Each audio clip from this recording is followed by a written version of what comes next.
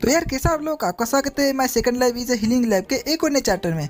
Starting में MC के Adler brother को दिखा जाता है। वो बोलता है कि मैंने नहीं सोचा था कि एक बंदा जो कि अभी हाल फिलहाल में इतना बीमार था वो इतनी जल्दी रिकवर कर सकता है। मैंकड़ बोलता है कि मुझे माफ़ करना बिग ब्रदर। मैंकड़ बताता है कि ये जो हमारे सामने जो बंदा है वो मेरा बिग ब्रदर है, जो कि एल्डेस्ट ब्रदर है हैंडल फिलेविया, और जो कि मेरे फादर की तरह एक्ट करता है, यानी कि वो मेरा एक तरीके से फादर ही है, क्योंकि मेरे जो फादर है वो हमेशा से बीमार रहते हैं और वो हमारी फिलिया फैमिली का एक सर्वेंट है। और उसका ब्रदर बोलता है कि जो अंकल थे वो मेरे पास आए थे और उन्होंने मुझे कहा कि जो आज का मुद्दा है वो उसको फैमिली काउंसिल में उठाएंगे, और वो सोचता है कि इस अपॉर्चुनिटी का फ़ायदा उठाकर वो मेरी पोजीशन से मुझको हटा सकता है। और कंप्लेन ये है कि जो हेड है वो जो अपनी यंगर सिबलिंग से उसको डिसिप्लिन नहीं सिखा सकता और वो रूल करने के लायक नहीं है। मैंकड़ा बोलता है क्या फैमिली काउंसिल में इस मुद्दे को उठाएंगे? मुझे माफ़ करना ब्रदर, मुझे नहीं पता था कि इतनी बड़ी प्रॉब्लम हो जाएगी। मैं सब कुछ जो एल्डर है उसे प्रॉपर्ली सब कुछ समझा दूंगा, और मैंने एक बार सब कुछ उनको बता दिया तो मुझे यकीन है कि वो सब कुछ समझ जाएंगे। उसके ब्रदर को आ जाता है गुस्सा। वो बोलता है कि चुपचाप रहो, सही क्या है गलत क्या है अभी ये मैटर नहीं करता, और अभी सबसे इंपॉर्टेंट क्या है, इन्फ्लुएंस या स्टैंडिंग। क्या तुम्हें लगता है कि क्या मैं फूल हूँ? मैंकड़ा बोलता है कि मैंने ये तो नहीं कहा था, और मुझे वायलेंस का सहारा नहीं लेना चाहिए था, और मैं अभी बच्चा नहीं रहा जो कि कुछ भी कर सकता है, उसके लिए उसे माफ़ किया जा सकता है, और मैंने गुस्से के कारण फैमिली के लिए एक परेशानी खड़ी की है। अगर क्या होगा कि इससे मेरा जो ब्रदर है वो मुझसे नफरत करे। उसका ब्रदर बोलता है कि तुम क्या सोच रहे हो, मैंने क्या कहा होगा जब अंकल मुझ पर चिल्ला रहे थे और पूछ रहे थे कि तुम इसकी रिस्पॉन्सिबिलिटी कैसे उठाओगे। मैंकड़ा बोलता है कि मुझे नहीं पता। उसका ब्रदर बोलता है कि मैंने उसे कहा कि अपना मुंह बंद रखो। मैंकड़ा बोलता है क्या? और अगर उन्होंने तुम्हारे खिलाफ कुछ भी किया तो तुम्हें डरने की कोई ज़रूरत नहीं है। तो सबसे पहले उन्हें मेरी शॉट का सामना करना पड़ेगा। तुम लंबे समय से बीमार थे तो मुझे लगा कि तुम दूसरे से डरते होंगे, लेकिन तुम नहीं डरे। ये जानकर मुझे बहुत खुशी हुई, और तुम कॉन्फिडेंस के साथ रहना, और तुम्हें चिंता करने की कोई ज़रूरत नहीं है। तुम मेरे मदर और फादर के बेटे हो, यानी कि मेरे ब्रदर हो। मेन कैरेक्टर बहुत खुश हो जाता है और उसको गले लगने के लिए आगे बढ़ता है, लेकिन उसका ब्रदर उसके मुंह पर हाथ रखता है और बोलता है कि हालांकि इसका मतलब यह नहीं है कि मैं तुम्हें बिना डरे छोड़ दूंगा। मेन कैरेक्टर बोलता है क्या?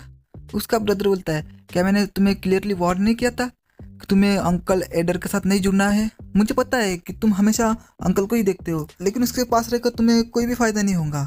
मैंकड़ा बोलता है यहाँ तक कि मेरा ब्रदर भी, आखिर क्यों क्यों सब लोग अंकल से इतना हेट करते हैं? उसका ब्रदर बोलता है कि सबसे इम्पोर्टेंट बात, मैंने साफ साफ कहा था कि तुम अपनी रिकवरी पर धीरे धीरे फोकस करो, लेकिन तुम अपनी रिकवरी पर फोकस किए बिना तुम ड्यूलिंग करने लगे अंकल के साथ, और यहाँ तक कि तुम झगड़े में भी पड़ गए।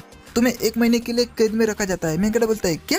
फिर मैंकड़ के सामने उसी का नौकर आता है। मैंकड़ बोलता है क्या 1 महीने के लिए मैं बंद रहूंगा? ये तो बहुत ही ज्यादा है। फिर ट्राई बोलता है, मतलब उसका नौकर, कि तुम्हें अपने ब्रदर को थैंक्स करना चाहिए कि फैमिली के किसी मेंबर पर हाथ उठाने के लिए बस आपको यही सजा मिली है। मैंकड़ा बोलता है क्या तुम्हें मेरे लिए कुछ बुरा नहीं लग रहा है? मैं बहुत ही मुश्किल से अपनी बीमारी से रिकवर हुआ हूँ और मैं अभी 1 महीने के लिए यहाँ पे बंद रहूंगा। यार ये तो कोई बात नहीं रही।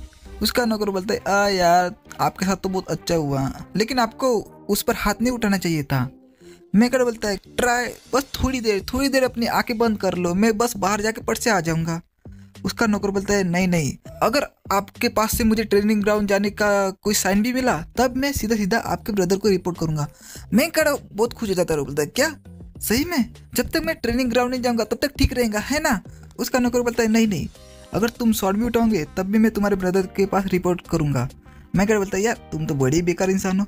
वो बोलता है तुम बेकार इंसान हो जो कि हमेशा ही टेक्निक्स को चिपके रहते हो। मैंकड़ बोलता है हाँ ठीक है, अगर तुम इसी तरह एक्ट करोगे तो मेरे पास भी एक प्लान है। उसका नौकर बोलता है हाँ मैं गेस कर सकता हूँ आप क्या सोच रहे हो, लेकिन मैं फिर भी सुनूंगा।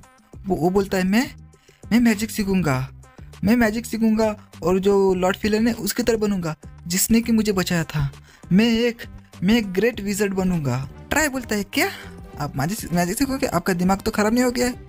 लेकिन मैजिक सीखना इतना डेंजरस भी नहीं हो सकता है, तुम्हें अपनी आंखें थोड़ी देर के लिए बंद कर सकता हूँ। मैं क्या हो जाता है कुछ और बोलता है क्या सही में? तुम्हारा बहुत बहुत शुक्रिया, मैं तुम्हारे बिना कुछ भी नहीं कर पाता। वो बोलता है हाँ ठीक है।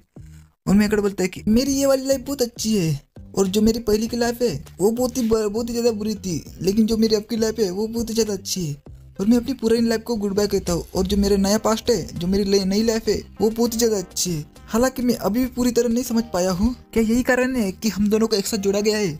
और मैं एक चीज़ प्रॉमिस करता हूँ, ये लाइफ जो आपने मुझे दी है मैं हम दोनों के लिए अपना सब कुछ दे दूंगा और जो सेकंड लाइफ है ये मैं अच्छी तरह जीऊँगा। फिर हमें कोई किसी को दिखा जाता है जिसके हाथ में जो अपने मेन कैरेक्टर की बचपन की फोटो रहती है, यानी कि एक लॉकेट रहता है। वो बोलता है, यूजिन 5 साल डार्कनेस में रहने के बाद भी जो तुम्हारी लाइट है वो फीकी नहीं पड़ी है। और वो होता है उसका अंकल, और वो बोलता है कि इसके अलावा मैं जिसकी रोशनी समय के साथ फीकी पड़ गई है, यानी कि इसका अंकल ही कुछ ना कुछ कांड करने वाला है उसके साथ, यानी कि कुछ ना कुछ बुरा करेगा। और ये भी अपना ये चैप्टर खत्म हो जाता है। तो मैं मिलता हूँ नेक्स्ट वीडियो में, तब तक के लिए बाय बाय, सायोनारा।